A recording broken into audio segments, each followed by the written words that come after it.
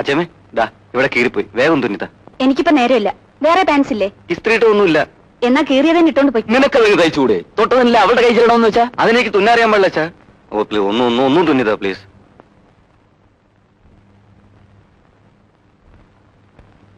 ഗോപിക്ക് പണ്ടേ ഉള്ളതാ ഈ സൂക്കേട്. ധൃതിയായി ജോലി ചെയ്യുന്നതിനിടയിൽ എന്തെങ്കിലുമൊക്കെ പറഞ്ഞുകൊണ്ട് വരും. എന്റെ പൊന്ന അച്ഛമ്മേ, ഇനി മേലാൽ ഞാൻ തനിച്ച് തയ്ച്ചോളാം. ഒരു ഉദ്യോഗം കിട്ടിയ മുറയ്ക്ക് നല്ലപോലെ ഡ്രസ് ചെയ്ത് ഓഫീസിൽ ചെല്ലണ്ടേ. കൊണ്ടുപോ. താങ്ക്സ് അച്ഛമ്മേ. അച്ഛാ, അച്ഛൻ മുറി വരെ ഒന്ന് വന്നിട്ട് പോണേ. എനിക്ക് ഓഫീസിൽ പോകാൻ സമയമായി. ഒന്ന് വന്നിട്ട് പോയാ മതി. എന്താ മോളെ? ഈ പാന്റ് ഷർട്ട് ഒന്ന് മാറ്റി ഇതിടണം. ഇതങ്ങ് മുഷിഞ്ഞു. 2-3 ദിവസമായെന്ന് തോന്നുന്നു. ഇതിനാണോ നീ വലിയ കാര്യമായിട്ട് വിളിച്ചത്? ഇതൊക്കെ മതിയടി. പോരാ, ഞാനിവിടെ അലക്കി തേച്ച് വെച്ചിട്ടുണ്ടല്ലോ. മോൾ ഇന്ന് വൈകിട്ട് ഒന്ന് കുളിച്ചൊരുങ്ങി നിൽക്കണം. ഞാൻ എന്നും കുളിക്കുമല്ലോ. ഇന്ന് കുറച്ച് നേരത്തെ വേണം. 2-3 പേർക്ക് കാപ്പിയും തയ്യാറാക്കണം. നമ്മുടെ കുര്യൻ നിന്നെ കാണാൻ ഒരു പയ്യനെ കൊണ്ടുവരുന്നുണ്ട്. നിന്നെ ഒരുക്കി നിർത്തേണ്ടവൾ പോയില്ലേ? മോൾ ഒരുങ്ങി നിൽക്കുമോ?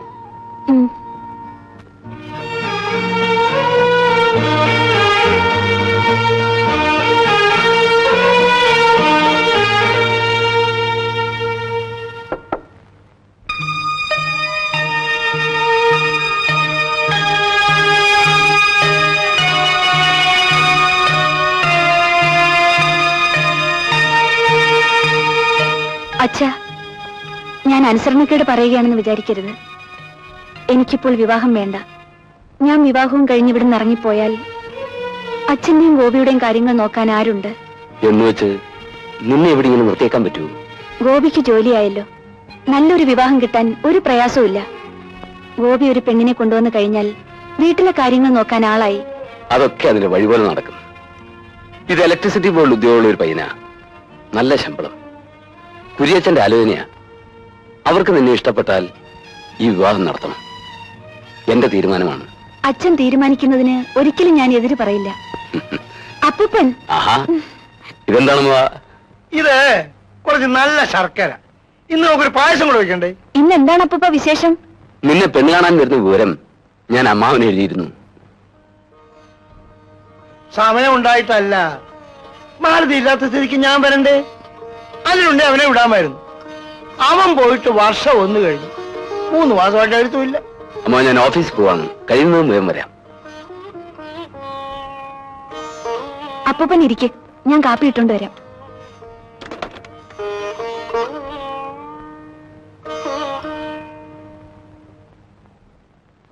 വേണ്ട, എന്തൊക്കെ നീ കാണിക്കുന്നത്? ഇന്ന് ഈ ജോലികളൊക്കെ ഞാൻ ചെയ്തോളാം. വേണ്ട അപ്പൂപ്പ, ഞാൻ ചെയ്തോളാം. എനിക്കിതൊക്കെ നല്ല പരിചയമാണ് കുഞ്ഞെ. അനിലിന്റെ അമ്മ മരിച്ചേ പിന്നെ അടുക്കള ജോലിയെല്ലാം ചെയ്യുന്നത് ഞാനല്ലേ. ഇനി അവനൊരു പെണ്ണിനെ കൊണ്ടുവന്നിട്ട് അടുക്കളക്കാരി അങ്ങോട്ട് ഏൽപ്പിക്കാന്ന് വെച്ചാൽ അത് നടക്കാൻ പോകുന്നില്ല. അവൻ വല്ല നഴ്സിനെയോ അറബിയുടെ ആയയൊക്കെ കൊണ്ടായിരിക്കും വരുന്നത്. വയസ്സുകാലത്ത് ഇങ്ങോട്ട് നോക്ക്, എനിക്ക് കുപ്പിപ്പാല് തന്നിട്ട് വല്ല കാര്യമുണ്ടോ മോളെ? ആച്ചേമേ, ഗോപി, നീ ഇന്നും ഇവിടെ കൊണ്ട് ജോലി ചെയ്യിക്കുകയാണോ? ഞാനെല്ലാം ഒരുക്കാന്ന് പറഞ്ഞിട്ടും സമ്മതിച്ചില്ല അപ്പൂപ്പ. എന്താലേ അപ്പൂപ്പൻ ഈ തമ്പ്ളാറിലൊക്കെ പായസം ഒഴിച്ചു വയ്ക്കാം. എന്റെ മോള് പോയി മോഹം കഴുകി അമർത്തി തുടച്ച് കുറച്ച് പൗഡർ ഇട്ട് കണ്ണു എഴുതി പൊട്ടും തൊട്ടോണ്ട് വാ. എന്നിട്ട് നീ ഇതും എടുത്തോണ്ട് നിലത്ത് നോക്കി ചങ്കിച്ച് ചെറുക്കന്റെ മുന്നിലോട്ട്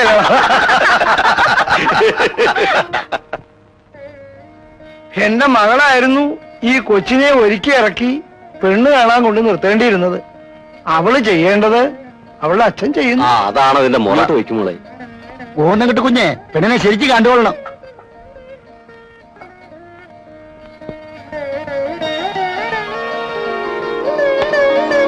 ഇവിടെ കുഴപ്പമൊന്നും പറ്റാനില്ല കുര്യച്ചാ. അനിയത്തിയെ കാണിച്ച് ചേട്ടത്തിയെ കെട്ടിച്ച സംഭവങ്ങൾ ഉണ്ടായിട്ടുണ്ട്. ഒന്നേ ഉള്ളൂ എന്ന് മാത്രമല്ല, എന്റെ സർവസ്വമാണ് ആച്ചി. ആച്ചിന്ന് വിളിക്കുന്നെങ്കിലും അശ്വതി എന്നാണ് പേര്. എനിക്കും ആണായിട്ട് ഇവൻ മാത്രമേ ഉള്ളൂ. ഒരു കാര്യം ഞാൻ ഗോവിന്ദൻകുട്ടിയുടെ അച്ഛനോട് പറയുകയാണ്. നിങ്ങളുടെ തറവാട്ടിൽ ഒരു കിടാവളക്കായിരിക്കും ഇവൾ.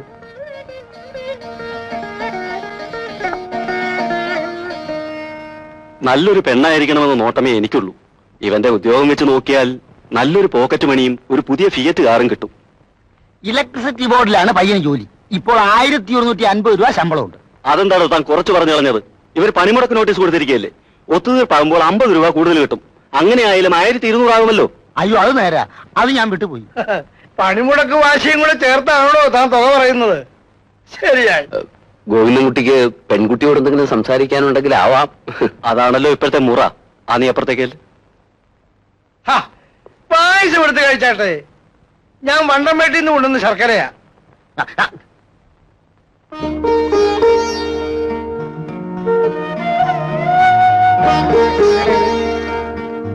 എത്ര ക്ലാസ് പഠിച്ചു? പ്രീ ഡിഗ്രി വരെ. ക്ലാസ് ഉണ്ടായിരുന്നു? ക്ലാസും റാങ്കും ഉണ്ടായിരുന്നു. തുടർന്ന് പഠിക്കാത്തെന്ത്? അമ്മയുടെ രോഗവും മരണവും. ഇനി വേണമെങ്കിലും പ്രൈവറ്റ് ആയത് ഡിഗ്രി എടുക്കാം. വിവാഹം ഒരു തടസ്സമല്ല. എനിക്ക് അശ്വതി ഇഷ്ടപ്പെട്ടു. എന്നെ ഇഷ്ടമായോ എന്നാണ് അറിയേണ്ടത്. തുറന്നു പറയണം. അച്ഛനും മറ്റും തീരുമാനിക്കുന്നത് പോലെ. അനുസരണയുള്ള പെൺകുട്ടികൾ ഇങ്ങനെയാണ്. അശ്വതിക്ക് സമ്മതമാണോ? അങ്ങനെയായിരുന്നു എന്റെ വിവാഹം. അപ്പോ നമുക്ക് മേഡം നിങ്ങളുടെ സൗകര്യം. ഞങ്ങൾക്ക് സൗകര്യമൊന്നുമില്ല. ഗോവിന്ദൻകുട്ടിക്ക് തൃപ്തിയാണെന്ന് മോഹൻ കണ്ടാലേ അറിയാം. എടാ മോനെ, മേഡം 15 തന്നെ ഉറപ്പിക്കുക. സമരം അതിനു മുമ്പ് തുടങ്ങുമെന്ന് സംശയമുണ്ട്. കല്യാണം കഴിഞ്ഞ് സമരം തുടങ്ങും.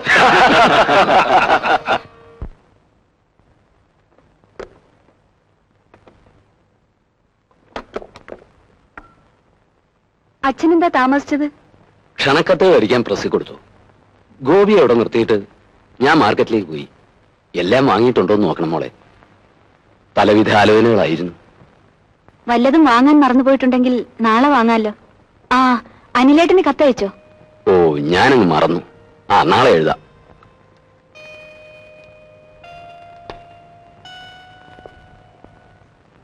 ഗോവിന്ദൻകുട്ടി ഒരു ഇരിക്കൂ. നിങ്ങളൊരു മാന്യനാണെന്നാണ് ഞാൻ വിചാരിച്ചത്. എന്താ ഗോവിന്ദൻകുട്ടി, കാര്യം എന്താണെന്ന് പറയൂ. ഈ പെൺകുട്ടി നിങ്ങൾ ആരാണ്?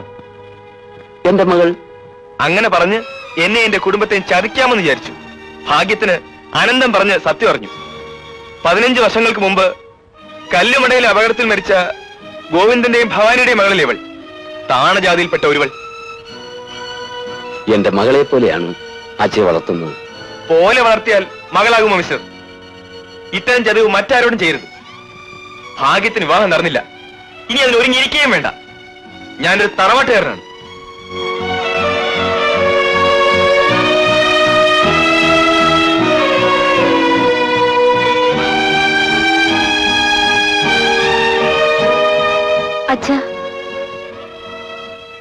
അച്ഛൻ എന്തിനാണ് ദുഃഖിക്കുന്നത്? അയാൾ അയാളുടെ പോക്കിന് പോട്ടെ. ആരെന്ത് പറഞ്ഞാലും അച്ഛൻ എന്റെ അച്ഛനല്ലാതെ വരുമോ? ഞാൻ ജനിച്ചത് തൊഴിലാളികളായ ഗോവിന്ദന്റെയും ഭവാനിയുടെ മകളായിട്ടാണ്. അതിലെനിക്ക് അഭിമാനമേ ഉള്ളൂ. ഞാൻ വളർന്നത് ശ്രീനിവാസന്റെയും മാലതിയുടെ മകളായിട്ടാണ്. അതിലെനിക്ക് ഏറെ അഭിമാനമുണ്ട്. അച്ഛൻ വന്ന് ഊണ് കഴിക്കൂ.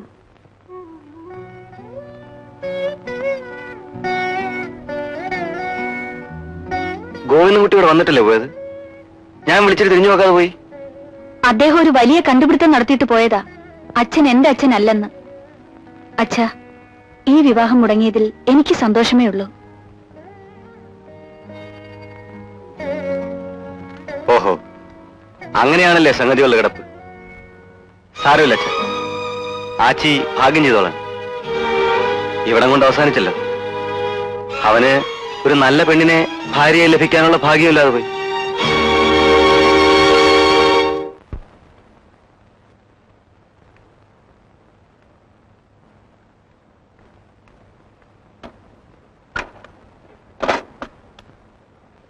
അച്ഛാ,